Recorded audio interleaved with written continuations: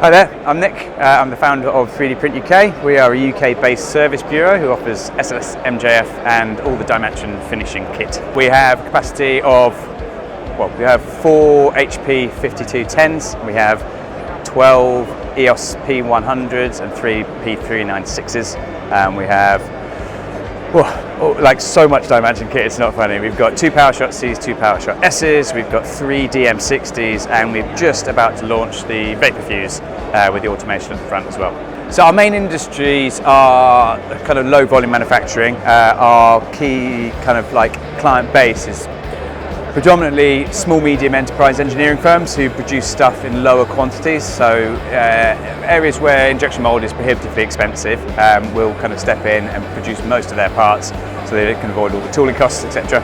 And with our quality that comes off the machines and added with the DyeMansion finishing kits, we get a near injection mold result for a good price for these guys too.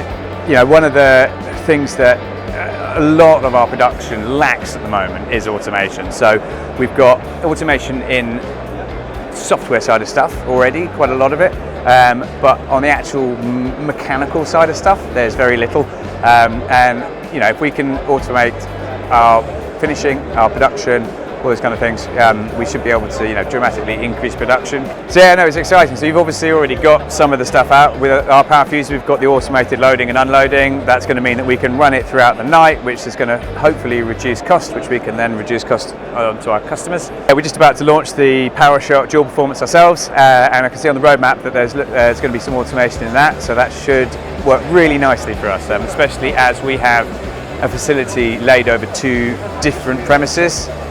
One with the production for the print side and one with the cleaning and post-processing side. So it means we can bring a load of our builds in and leave them there. They can be loaded and unloaded automatically whilst our staff work on other areas of the factory. Our roadmap is add further automation. We already run our entire facility via our own software that we've designed and made ourselves. We're going to be further enhancing that. We're going to see if we can add in a bit of automation into the mechanical side of stuff. We are looking to add more finishes as well, more colours and more capacity in terms of both finishing and production.